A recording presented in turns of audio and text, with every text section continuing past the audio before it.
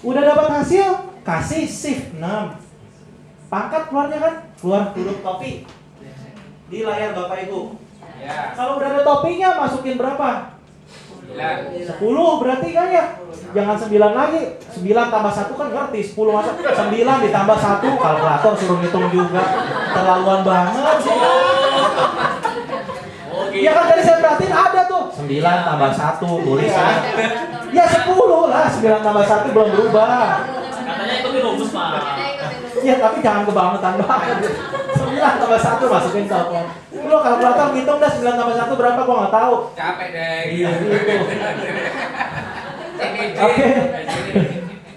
Paham ya? Jadi hasil ini 1 ditambah 0,6 kan berarti 1,06. Pangkat 10. Nah, kalau udah kebayang gitu tinggal masukin di kalkulator juga boleh. 1,06 pangkat sin 6 10. X. Setelah dapat X diapain? Kurangin 1. Oke. 6% tuh 0,06 sama dengan. Tidak bakal bingung tinggal pakai persen sih, nggak ada persen.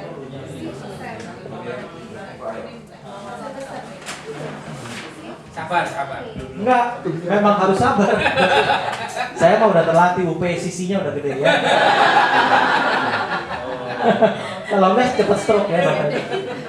6%. 0,06. Cepet juga pakai. Cepet juga pakai. Iya. Tadi ini dulu ya. 6% itu Pak, kata anak kita 6/100. Setuju Pak Silvester? Kalau kata anak kita 6/100 itu caranya supaya jadi desimal gimana? Mundur angka 0-nya ada 2, mundur 2 kali. 1, 2. Kasih 0. Iya. Iya. Jadi 0,06. Oh iya ya. Tadi saya bilangnya 1,6. 1,06. Bagi 1. Kalikan. Luar biasa. Ya, nggak apa-apa. Very good. Saya lebih senang ada pertanyaan seperti itu ketimbang diam aja, ya. Ya kalau menurut saya, Ngerti aku teh mau nanya apa? saya selalu punya prinsip orang yang bodoh itu orang yang nggak mau nanya gitu. Itu orang yang bodoh. Katak dalam tempurung diem aja gitu. Malu, Pak. Tunggu temannya yang tanya. Malu itu malu di kelas tuh malu apanya? Kita udah jinak semua Pak. Kalau sama nasabah lebih malu lagi. 1 ditambah 6% jadi 1,6. Bingung nasabahnya begitu. Udah ngitungnya salah, terus nasabah kan diem aja. Lebih parah, tambah parah. Aduh. Oke, yuk balik ke sini. Udah dapat hasil di baris pertama, teman-teman bagi dengan 0,06. Setelah dibagi dengan 0,06, X dikurangin 1. X lagi dikalikan 2.500 dapat 30 juta. Jangan lupa eseknya. Jangan mendapatkan angka di luar yang tadi, teman-teman, berarti itu perhitungannya masih salah.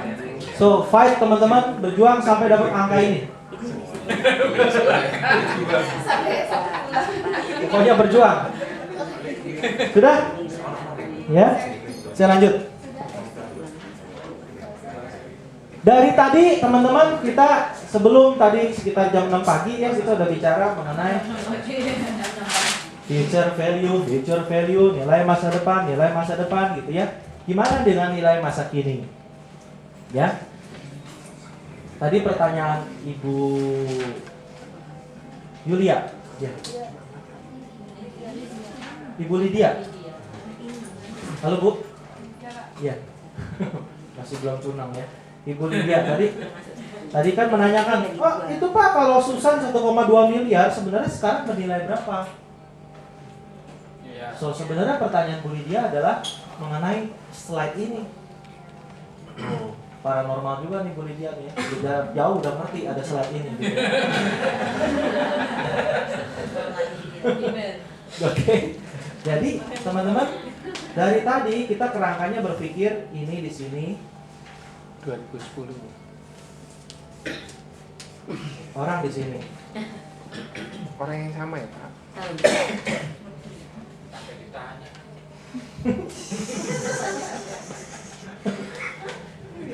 Banyak yang nggak penting pertanyaan. Ya, oke. Tapi lucu, kelas Surabaya ini selalu begini lah ya teman-teman, biasa ya. Kalau di Solo jarang, modalnya beda ya. Solo, Jogja beda. Kalau Medan tuh hampir mirip sama Surabaya. Hancurnya sama ya. Medan lebih hancur. Medan lebih hancur. Kaki 4, kaki 3. Kaki 4, kaki 3, iya Pak.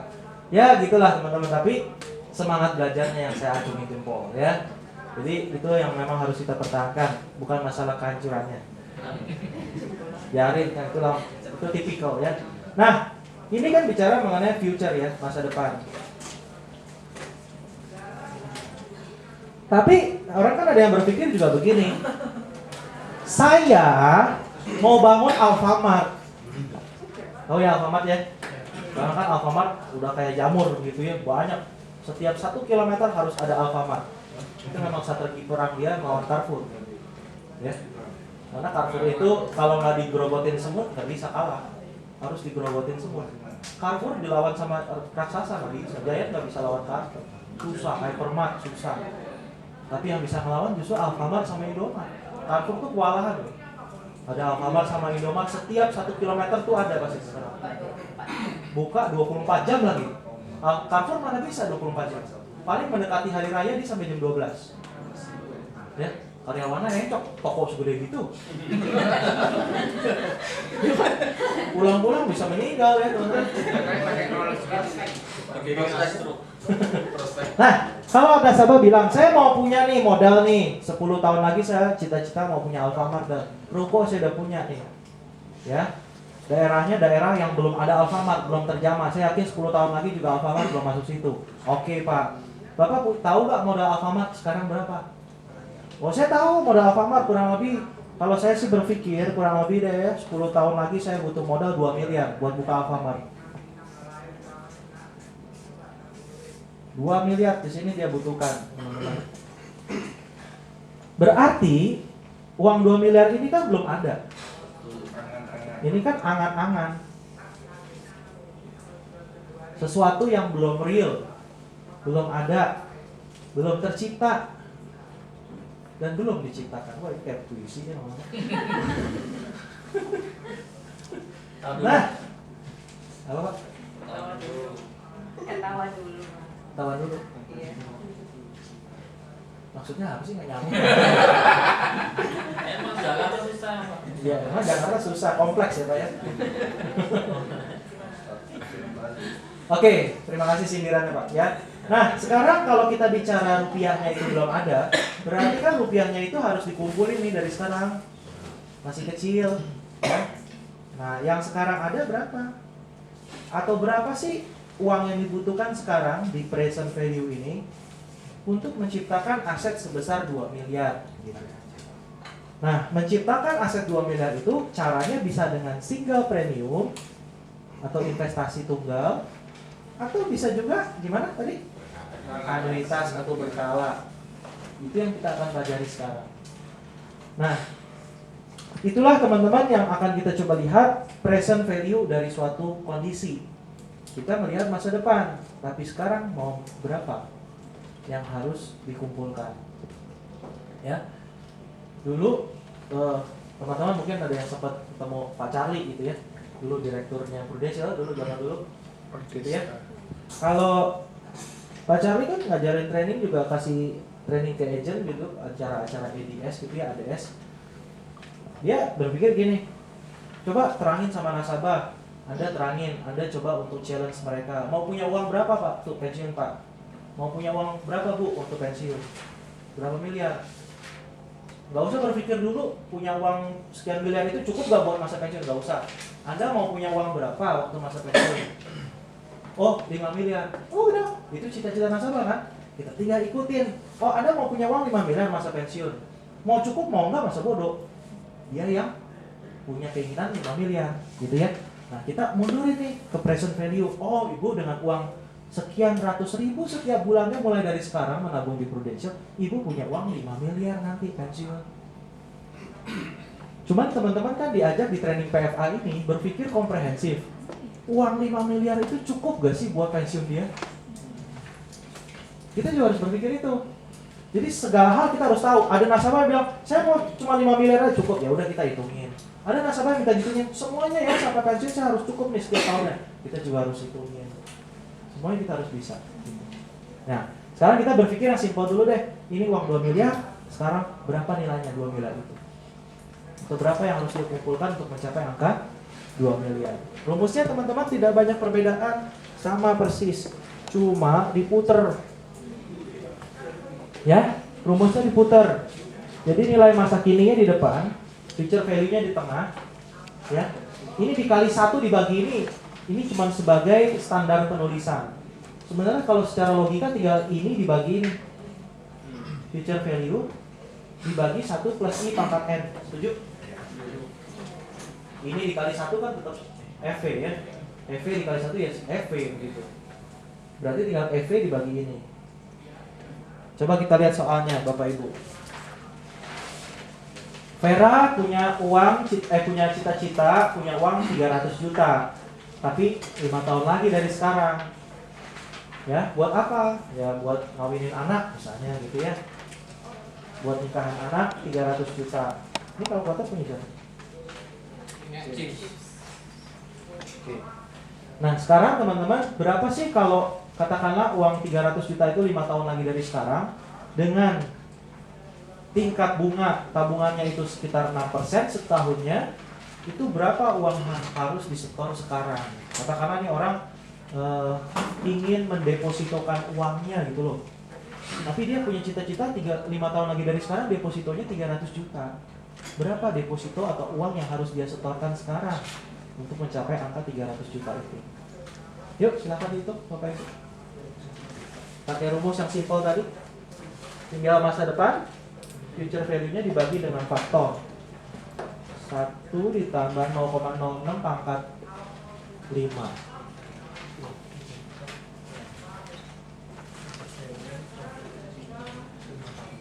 Saya numpang foto ya Bapak Ibu ya. Tapi candid aja teman-teman, tetap belajar. Jangan lihat ke kamera ya. Pose. Pak Artono nampang juga. Oke, candid aja teman-teman. Oke, saya harus punya ini. Buat putih ya Pak ya? Bukan, ini buat kenang-kenangan graduation nanti loh. Saya kira pesertanya ini. Iya, pesertanya di belakang ada yang ini intip-intip. Boleh ini Pak. Oh, Dibagi Pak. Boleh ini sekarang.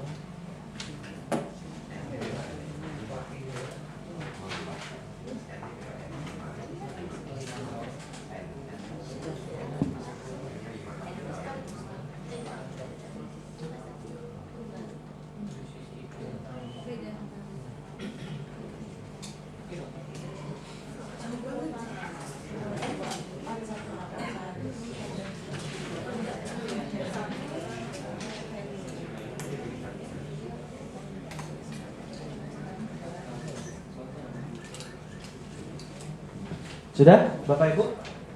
Sudah ya? Simpel kan? 224 jutaan, teman-teman.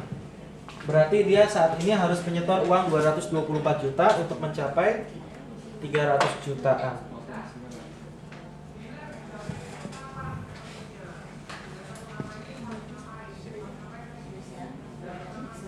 Ada pertanyaan Bapak Ibu? Atau ada yang belum ketemu angkanya?